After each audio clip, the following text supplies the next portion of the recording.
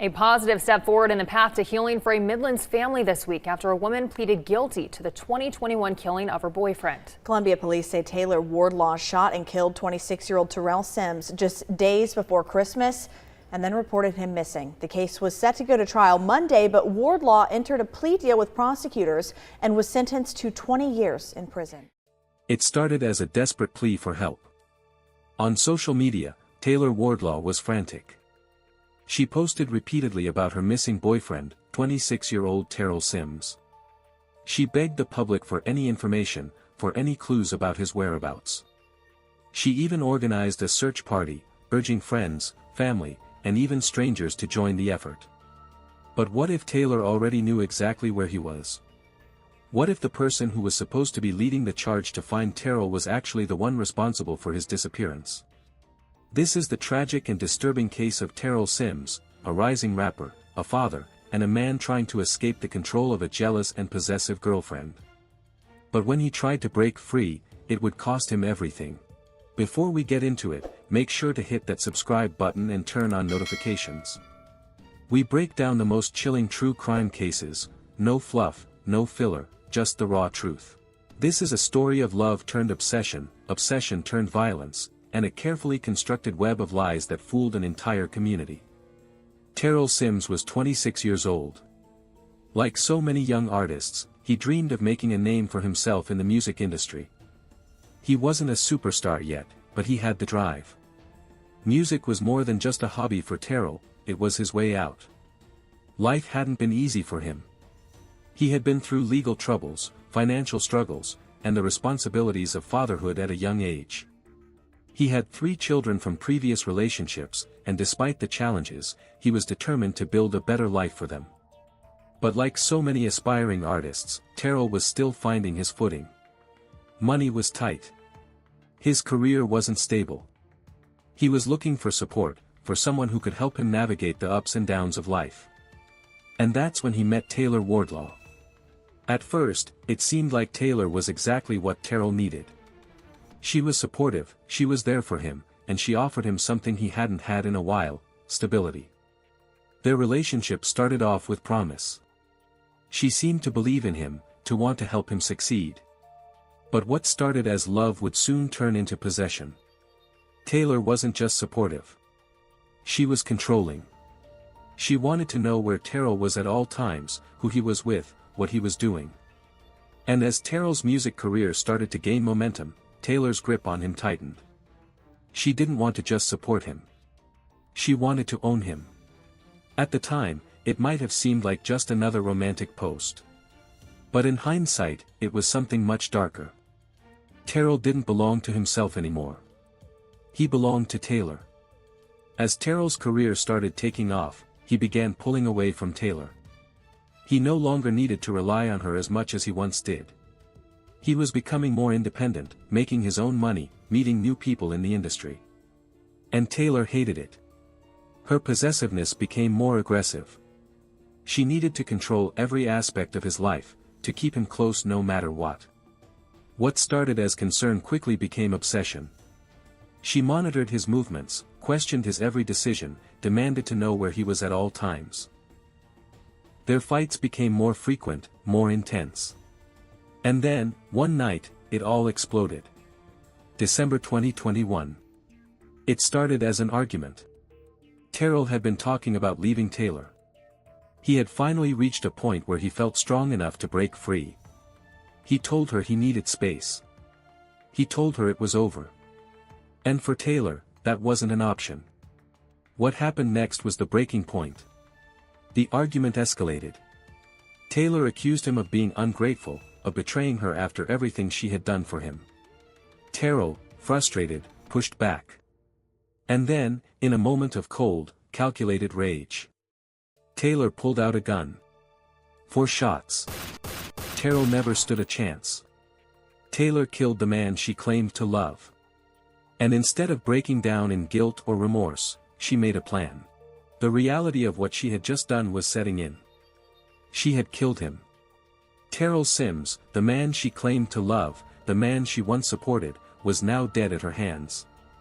But rather than panicking or turning herself in, Taylor made a decision that would take this crime from a moment of rage to something much darker. She needed to cover this up. She needed to make it look like Terrell had simply disappeared. And so, she got to work. First, she cleaned up the scene. She wiped down anything that could link her to the shooting, removing evidence of the struggle, of the blood, of the gunpowder residue. Then, she had to deal with Terrell's body. Now, this is the part where most criminals slip up. Disposing of a body is not easy. It's risky. It takes time. And most importantly, it requires a level of detachment that many people don't have. But Taylor was cold. She wasn't just reacting to what she had done, she was planning. She needed help. And that's when she brought in her brother. Taylor knew she couldn't move Terrell's body alone. She needed an extra set of hands, someone she could trust, someone who wouldn't betray her. So she turned to her own blood, her brother, Dominic Wardlaw. What exactly she told Dominic that night remains unclear. Maybe she convinced him it was an accident. Maybe she outright admitted what she had done. But whatever she said, it worked. Dominic helped her get rid of Terrell's body. Together, they moved him to the trunk of Taylor's car. But they still had a major problem. A dead body doesn't just disappear. They needed to get rid of it, permanently. And so, they drove out to a remote location, away from prying eyes, and dumped Terrell's body. They left him there, alone, like garbage. As if his life had meant nothing. But Taylor wasn't done yet. Now, it was time to convince the world that she had nothing to do with this. The next day, Taylor did something chilling. She went online and started posting about Terrell. She acted as if she was worried sick. She begged people to help find him. She shared pictures of them together, talked about how much she loved him, how devastated she was that he was missing. She organized search parties. She cried on camera. She played the part of the heartbroken girlfriend flawlessly. And people believed her. Friends, family, and even complete strangers started searching for Terrell. People reposted his photos. They asked for tips. Everyone was looking for Terrell Sims. Except for the one person who already knew exactly where he was. Taylor's plan was working. But there was just one thing she didn't account for. The truth always finds a way out. At first, police had no reason to suspect Taylor. She had done everything right, on the surface. She played the grieving girlfriend. She cooperated. She answered questions. But behind the scenes, things weren't adding up. And then, the police found Terrell's body. The search was over. Now, it was a murder investigation. Terrell's body had been left out in the elements, but even time couldn't erase the truth. The autopsy confirmed what detectives already suspected: this wasn't an accident. Terrell Sims had been shot multiple times. It was clear he hadn't just wandered off and died. Someone had murdered him. And the moment it became a homicide case, detectives started retracing Terrell's last known steps. And that's where Taylor slipped up. The first red flag. Her story wasn't consistent. At first, she said Terrell had gone out that night and never returned. Then, she claimed he was acting strange before his disappearance. And later, she started throwing out accusations. She suggested that maybe Terrell had gotten involved with the wrong people. That maybe someone else had a reason to hurt him. But the problem was, Terrell didn't have any enemies. So why was Taylor trying so hard to suggest he did? Detectives dug deeper. They looked at surveillance footage near Taylor's home, tracking Terrell's last movements. What they found changed everything. The footage didn't show Terrell leaving that night. But it did show Taylor. Around 3 a.m., just hours after Terrell was last seen, Taylor's car was caught on camera. And she wasn't alone. Her brother, Dominic Wardlaw, was in the passenger seat. And in the back, a large, heavy object. An object that, based on its shape and size, looked like a body.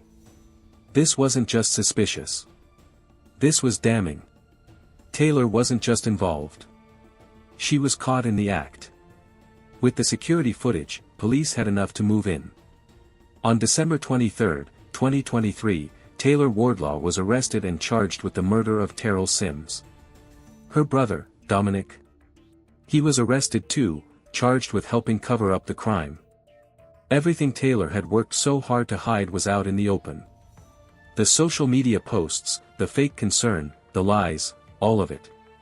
It was all part of a cold, calculated plan. But in the end, justice caught up with her. Taylor, once a woman with a future, now faces a lifetime behind bars. Dominic, her own brother, threw his life away to help cover up her crime. And Terrell Sims? A man who had his whole life ahead of him, who believed he was with someone who loved him, was gone forever. All because of one moment of rage.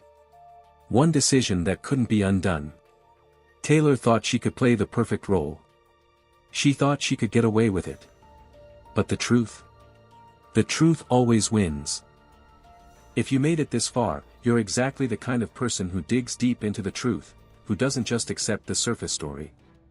And that's why you belong here. Hit that subscribe button and turn on notifications, because every week, we bring you real cases, real crimes, and the shocking truths people tried to bury.